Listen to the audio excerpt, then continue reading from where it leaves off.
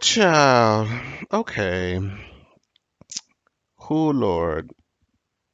What's going on, YouTube? It's your boy Jamari for here once again. Ah, it's been a long week.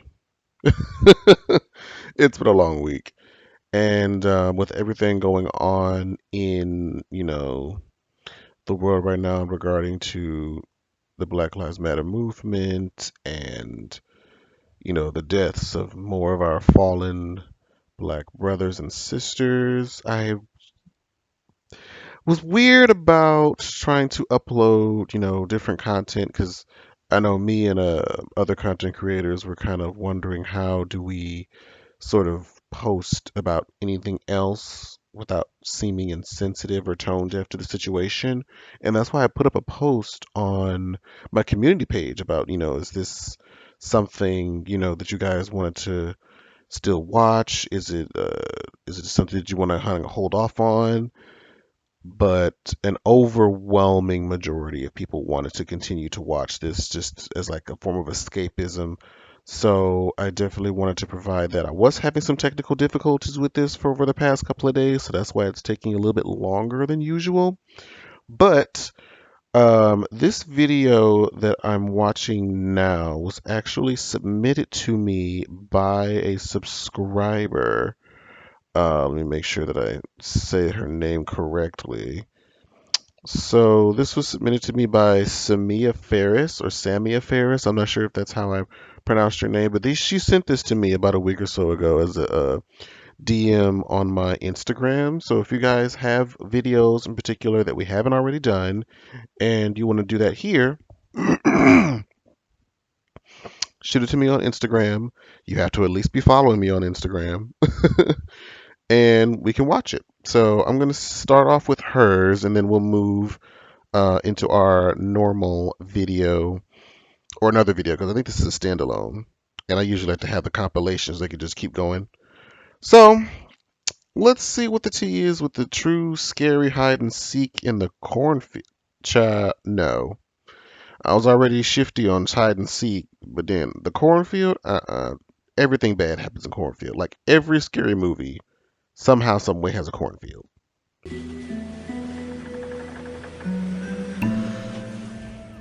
My name is Kai. When Hi. I was 17, me and my friends were hanging out one night and decided to watch a movie, making some popcorn. The movie was a hilarious thing. We had a good time laughing and eating popcorn and other snacks. When the movie was done, it was around 11:30 p.m. It already turned to pitch black outside.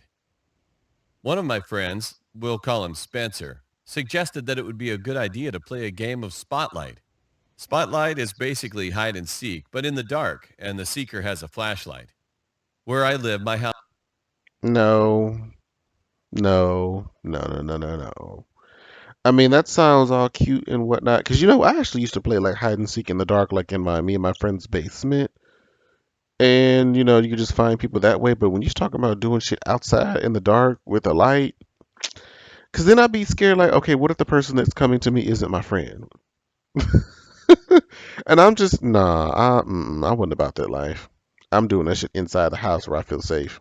is in a cul-de-sac, and if you walk down a little path in the backyard, you end up at a long street. Across that street, there's a giant field that used to have a basketball court and a playground, but it's been torn down since I was 8. So now the giant field was just empty. But there were a lot of bushes and hiding spots, and even a little cornfield, which made it perfect for a game like Spotlight. So we grabbed a few flashlights and headed to the field.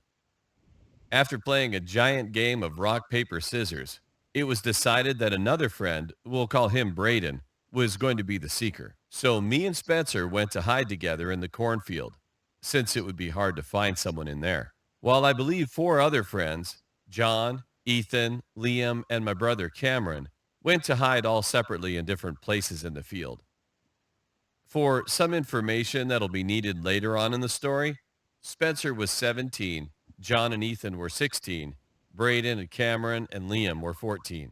Me and Spencer got comfortable in the cornfields. We started just to talk about random stuff and about the movie we watched earlier.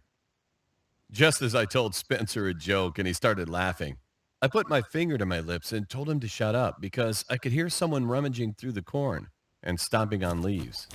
We both just sat there thinking it was Braden and hoping that he would find us. I then realized that it sounded like multiple people. Then Spencer said, "Wait, isn't Braden the only seeker?" My heart dropped. I began getting scared but tried not to say anything. I could also see that Spencer was scared too. Girl, I do not understand the appeal of going out in the dark at night, hiding in like no, I don't understand this. I don't understand how this was ever initially a good idea. There's no way in hell that you would catch me in some shit like this. Girl, bye. I'm going home. And I bet he was about to shit his pants. Just then, we heard the men speaking to each other, and they didn't sound like any of our friends. So it was confirmed that there were two other men in the cornfields with us. They were talking very quietly, but I could hear some words: Oh, boys, snatch, just like that. I felt like time stopped. About a minute later, we heard them walk off, and I'm going to assume that they left the cornfield. But after the two men left, we heard someone yelling, "Get the fuck away from me! Help!" It sounded like Cameron. Me and Spencer immediately rushed out of the cornfields and went to find these graphics are horrible. That animation of him running was so ugly. Cameron. Just then, everyone else came out of their hiding spots and went after the two men. Spencer and John were the tallest and most muscular, so they went in and beat the shit out. Did he do a full roundhouse kick, bitch? Wait a minute. This man roundhouse kicked this man. Hold on. Look at this. So they went in and beat the Bitch, not this man pulling out Mortal Kombat, child. shit out of him. John put one in a headlock and threw him to the ground. Then one man sprang at Spencer suddenly. Spencer screamed and took out his large pocket knife he always has with him, and then stabbed him 3 times. Oh, As they proceeded to beat them, I went to Cameron, helped him to get up, and yelled for everyone to run. Spencer listened and shoved the guy to the ground, but John didn't listen and continued beating the man. oh my After God. Spencer pulled John off the man, they both finally ran away. We went back to Spencer's house since it was the closest, and we told everything to his mom, and then she called the police. When the police arrived, we led them down to the field, but of course, the men were gone. However, there was still some blood left on the path where Spencer stabbed one of the men, so the police took a sample of it. Once me and Cameron got home, he told me that the man Spencer attacked had a knife, but the other had nothing. I was feeling a little uncomfortable about what we'd done for our self-protection at the cornfield, but then I realized that was a good thing Spencer attacked the man with the knife because if John tried to attack that man, he could have been stabbed to death as he had no weapon. I'm just thankful none of my friends were hurt that evening. Lord. It could have ended much worse. After that, we never heard back from the police, so neither of the men was found. Girl, I don't think so, bitch. That's what y'all get from going out in the goddamn woods, child. I don't understand. Y'all need to stay your asses in the house. So, shout out to Samia for submitting that one. She was cute or whatever. But we're gonna move on to our next video. Okay, we're back. I hope this screen looks normal because I had to stretch it out a little bit to accompany this particular video. But this is another short story by Llama Arts, the original creator that we usually started these reactions on. And this story is 8 minutes long. Okay, so we're in for a doozy. We're probably in for some sort of character development and all that type of shit. So I'm really excited. I hope you guys are excited.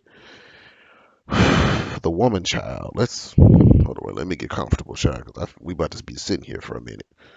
I hope y'all can see me. Let's go.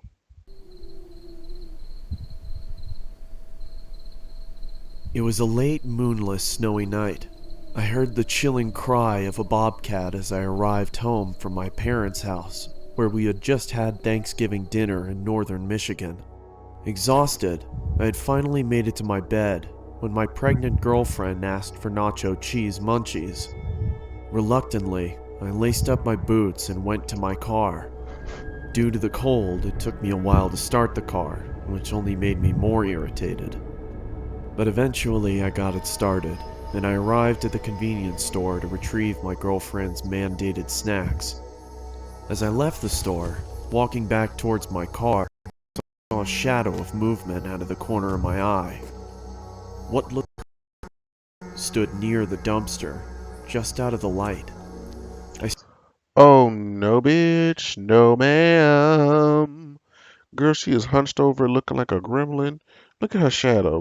Child. At least, but you know what, bitch? One thing I will give you, bitch, is that you might be hunched over coughing up blood in a ragtag ass dress, but at least you got your heels on. At least you got your motherfucking heels on, bitch. She said, I'm not kicking these off. I'm gonna still keep my pumps on, and for that, I can give you somewhat of respect, even though they look a little dingy. This edge here looking like it's done seen, better days, but you know what? You still got them on, bitch. stepped towards the figure, and she looked at me with a giant sinister smile. Her face was so weathered, it Oh! looked like she had cracks all over her face. Oh no, bitch! Oh no, no, no, no, no, no, no, no, no, no, hell no! She looked deranged. Why are you that close? I would have took off running, child. I probably would have had to run her over, hit her with my car, child. Cause you don't be looking like that and be normal. Not enough moisturizer in the world can help you that with that girl. She was crouched down and appeared to be chewing on something. Shit, I looked to see what she was chewing on. please, Nord. Oh, I paused it at the wrong moment, Jesus. I can't look at the screen right now, y'all. If y'all have to look away, I understand. Why do I feel like she's gnawing on like a small bird or like a rat or something? I'm so scared. Oh, girl, look at this bitch's wrinkles. She look like she's young, but at the same time, like she's been smoking crystal meth. Girl, To my surprise, it was a severed arm. a what? It looked old, as if it had been rotting for weeks. Look at I her. saw her glance at something in her pocket. I could see the outline of what looked like a pocket knife. As soon as I looked back up, she quickly charged me. What? I pushed her away and Bitch, oh, bitch, bitch, the way that girl. Wait a minute. Wait. I have to see that again. I have to see that bitch again. She leaped, and I didn't even see him kick. He kicked her so fast. she quickly charged me. Girl, wait. First of all, why she look so small? When he? I pushed her away and then ran back to the convenience store. I burst through the door and frantically yelled towards the cashier to call the police as I turned to lock it. He asked me, "What's going on?" I scowled at him and said, "Please, just call the cops." I looked back outside and saw the woman had moved across the street and was still scrutinizing me as she maintained her malevolent grin. Oh my God. Honestly, I feel like I would have hopped up our car and left. I feel like that would have been maybe my first instinct. Well, I don't know. Maybe you would have felt like she would have jumped on the car or some shit, but I don't know if going back to the convenience store is where I would have gone, child. "Look, there's a girl out there who's trying to kill me." Looking over me, he replied, "I don't see anyone out there, sir." Those words shook me, even to this day. Huh? When the police reached the gas station, they began looking around for the woman while one of the officers asked me what had happened, and I told him the details of the encounter. One of the officers came back and said he couldn't find anything. I then took them back to where I first noticed her. We spent a few minutes intently searching, but there was no proof she was ever even there. Are you seeing shit? Well, he pushed her, so he had to come in like contact with her. And there's not like dripping blood of the severed arm on the ground. The officer cocked his head and looked at me as if I was deranged and asked me in a judgmental tone, "Are you feeling okay?" I was about to defend myself, and then I started to think. I am tired, and I have had a couple of drinks, so I just told him, "Yes, sir. Sorry for bothering you. I hope you have a nice night." And then I drove home. I got home at around 4 o'clock in the morning. My girlfriend greeted me with an angered but concerning tone of voice. She asked me, "Where were you? Are you okay?" so I told her everything that happened. Of course, she didn't believe me. I couldn't get to sleep that night. Honestly, especially if my husband, my boyfriend, or somebody I'm close to tells me that some deranged bitch tried to stab him and was eating on a severed arm, I'd be more inclined to believe it just because it's safer to believe and to be scared than to just pretend like it's some bullshit and then get fucked up. So I would, kind of keep an eye open because I feel like that's just not something that you just make up randomly. I sat in my bed questioning my sanity, wondering if it was all even real. Am I crazy? Maybe I'm just tired. But no, that can't be it. I saw it. But if I saw it, why was there no proof? Where did the arm go? Where did she go? Before I knew it, it was 7 in the morning, and I had to go to work. I threw on my jacket as I was about to head to the construction site, and I put my hand in my pocket and noticed that there was a hole in it. It wasn't there the other day. I thought, what if she caught my jacket as I ran? Which further proves my suspicion that she was real. I couldn't believe it. My mind completely went wild until my girlfriend kissed me goodbye. I told my friends at work what had happened, and they didn't believe me either. They made jokes about it the entire day, but I had my bowling tournament that day, so that gave me something to look forward to. I got home and hung my vest and jacket up and rapidly put on my bowling shoes and got my bowling ball. My girlfriend looked at me with a pleasant smile and said, "When will you be back?" "Probably around 11. Don't be long. I won't, don't worry." At around 10:30, the tournament had finally finished and we had won. I was so thrilled I had forgotten about the woman. As we were leaving, I noticed something at the other end of the parking lot. It was that psychotic woman. There she go again, bitch. Get out the phone and take a picture this time. Get out the phone and take a picture. We stared at each other for what felt like an eternity. She slowly started moving towards me while waving her knife in the air and making cuts. I quickly jumped into my car and turned it on. As I looked up, I saw Ooh. she was standing in front of me, staring. Run that bitch over. Bump, bump, bump that bitch, bump, bump. Like, honestly, like, if you go sit there and just be in front of my car, well, girl, you're offering to be a speed bump, girl. at me. She slowly walked over to my window, and No, she said in a quiet, no, no, no, no, deep, and scratchy voice, no. Little pig, let me in." I was frozen in fear, but I snapped back to reality when she banged on the roof of my car, screaming. I quickly slammed my foot on the accelerator and didn't let off it until I couldn't see her anymore.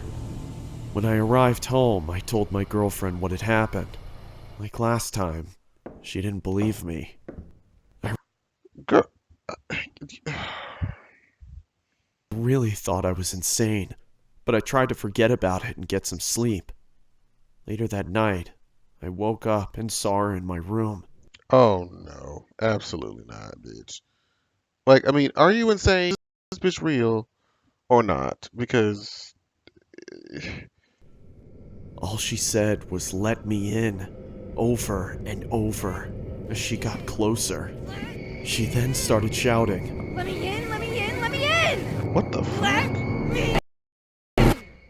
Come on, Paul. Stop being difficult.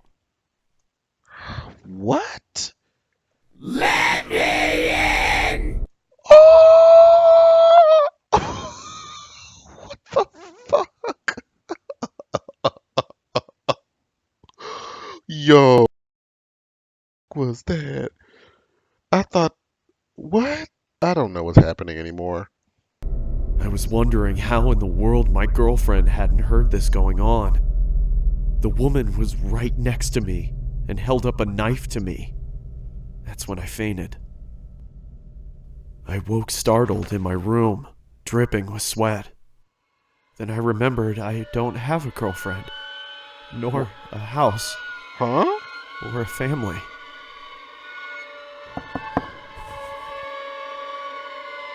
Come on, Paul. Time for your morning meds. Let me in.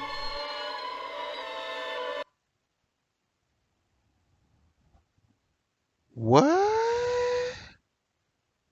So you were just crazy the whole time? Oh,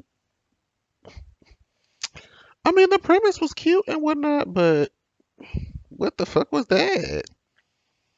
What was that ending, child? I guess. But anyways, we gonna ooh, that shit kind of stressed me out a little bit, but we gonna start preparing for the next one, child. All right, y'all. So we're back. This doesn't seem to have a title to it, and this is a new animator, Martin Animations, that we're trying out today. So we're gonna see how well it is, see how we feel about it, and give it a shot. All right, let's see what they got going on, child. The story happened in the year 1991. It is a very tragic but true story. My wife Alex and I were invited to my best friends, Tim and Jessica's private mountain house for the night, and to have a sort of small house party. And they had recently gotten engaged and invited us to celebrate with them.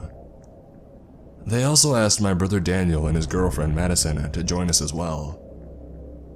My brother drove us all to Tim and Jessica's house. It was a wonderful private house in the woods and mountains. This Wonderful private house. This shit look like a shack.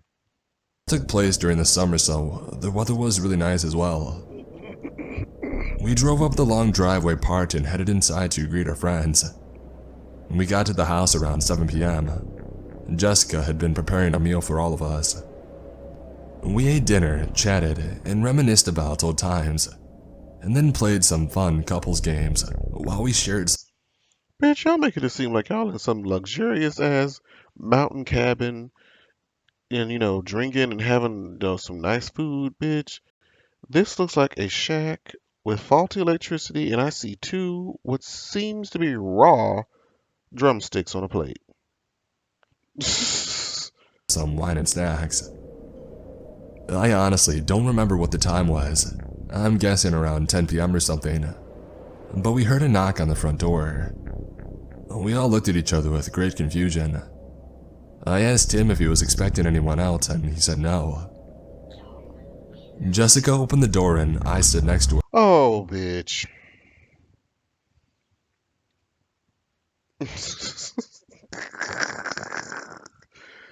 Girl, what is this? What is it? Girl, she looks like she has never slept a day in her life. Her titties are lopsided. Look, this one longer than the other one. Her shit ragged and torn up. Girl, what's... Child.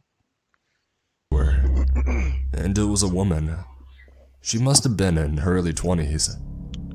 She looked Early 20s, my ass. pale and had dark bags under her eyes. She said that she and her husband had broken down and they needed help. She then pointed behind herself and down the driveway. There is a pickup truck with the hood of the bonnet open and some guy waving at us.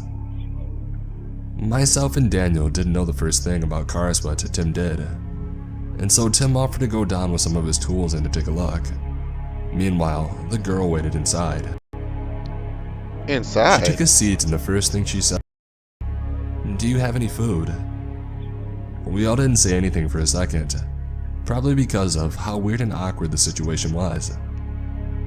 Jessica, being kind, said there was some leftover chicken that she could have. Jessica made her up a plate and handed it to the girl. She started to eat it so quickly like she was starving or something. Each of us tried to make small talk with her, but she gave some vague answers though, and it didn't seem like she was interested in talking. I Oh, hell nah. asked what she was doing out here and how they broke down, as I found it really odd that they got stranded right at the bottom of the driveway. She then said that me and my brother were on our way to go camping. I said, "Brother." See, she done fucked up. She done fucked up. Because at first you said it was you and your husband that got stranded. Now you and your brother are going camping? I thought you said you're with your husband. She carried on, slowly eating before mumbling and said something like, "Oh yeah, I met my husband."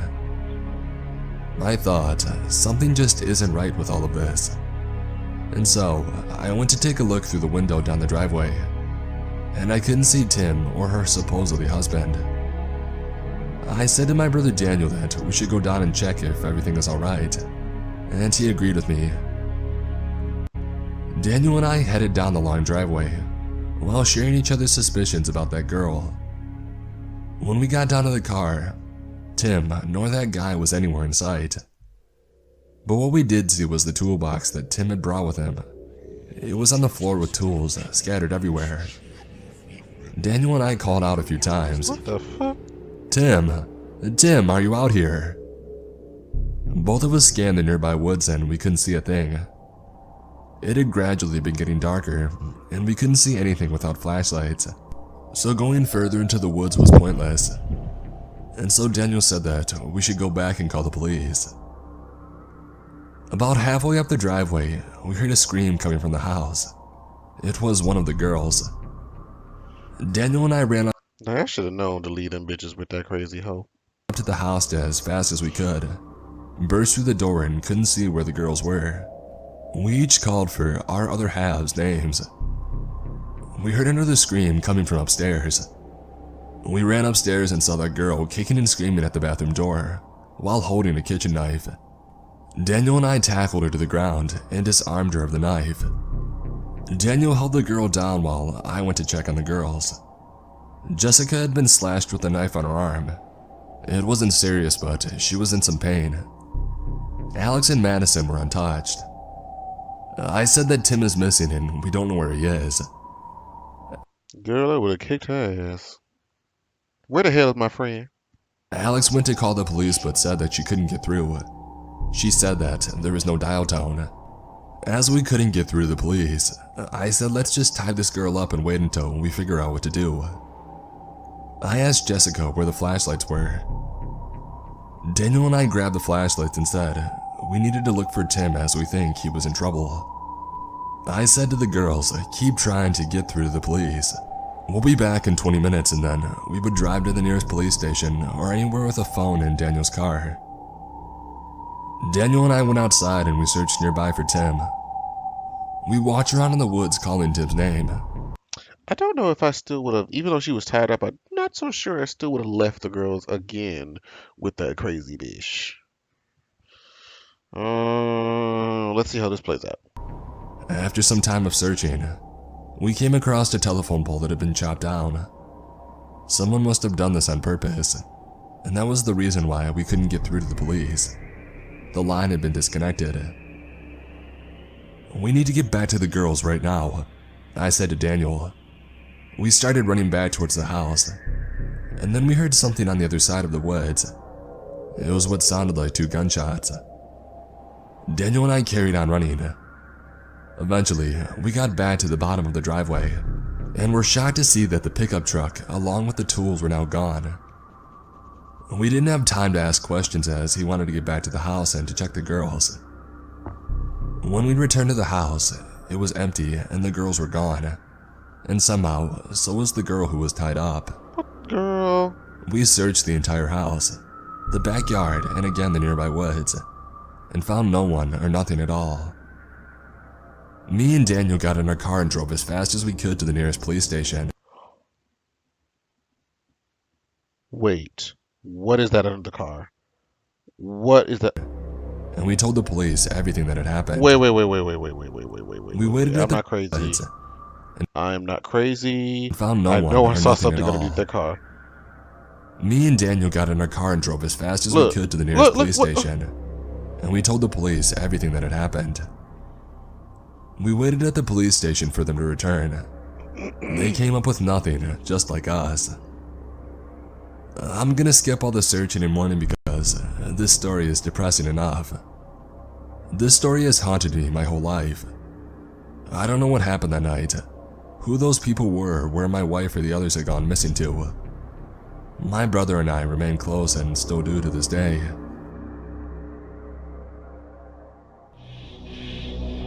My name is Gordon. What? That's it? So they just gone? Nothing?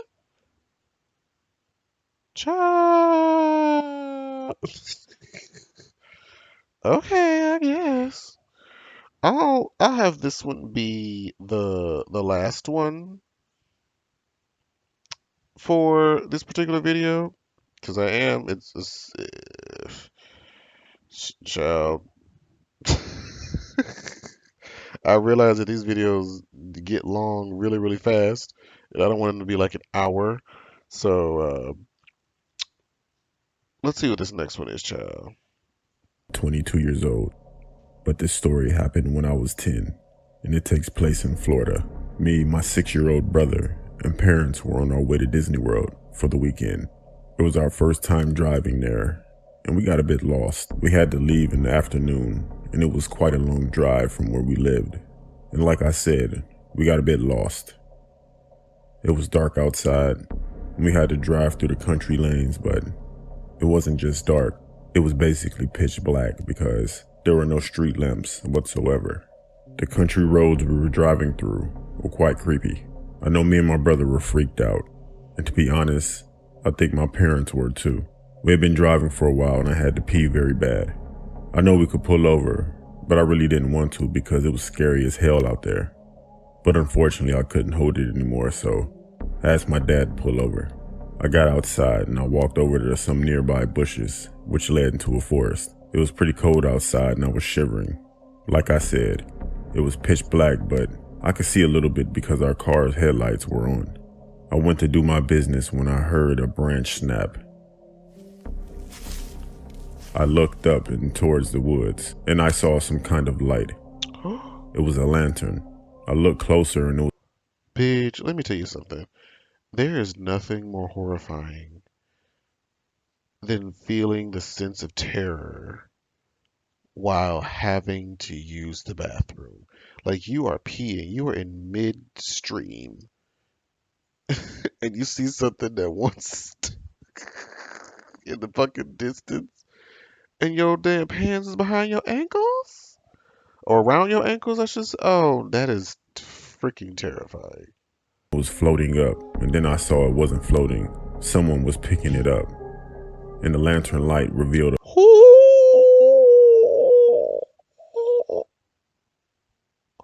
Yo, these people are butt. Oh my god, look at that teeth. Oh my god. a face I will never forget. It was a man who looked to be in his late 40s. He had a gray beard, and he was smiling with his eyes wide open. Is that supposed to be a smile? Ooh, He child. had crooked I need to stop pausing on these horrible frames, child. yellow teeth. I stood there in shock with tears in my eyes. He then motioned with his finger for me to... Ooh. Oh Lord Jesus. That is so. You sitting up here. First of all, it looks like he's flipping me off. Let's talk about that. That looks like I thought that was a middle finger. And you're sitting there talking, wanting me to come here. You were sitting here looking at me with my dick out, pissing. How creepy is that? come toward him. I pulled up my pants and ran back to my car. My mom said to me, "Are you okay, sweetie?" I just smiled and said, "Yeah." And we continued driving. I didn't say anything to anyone about what I saw, and I still had to pee, but What was on my mind was that man I just saw. We finally arrived and I was able to use the bathroom. Me and my brother were, and still are close, so that night while we were laying in our beds, I told him what I saw. And to my surprise, he didn't seem that freaked out when I told him. He looked down with a worried look on his face. Then he told me something he saw in the car while we were pulled over. He was looking outside of his window, which were farm fields. He said he saw what looked to be a family of 4 standing in the middle of a field, who were also holding lanterns. He then asked our mom who were those people, and her response was, "What people? There's no one out there." And at that point, that's when I got back in the car. That night, Wait a minute. Whoa. Why do I feel like Mama knows something that she ain't telling us? and many nights after, me and my brother we discussed what we saw, and we didn't know if it was real or not, or our imagination. I personally still believe to this day what I saw was real. This story still haunts me and gives me chills every time I think of it. What do you think?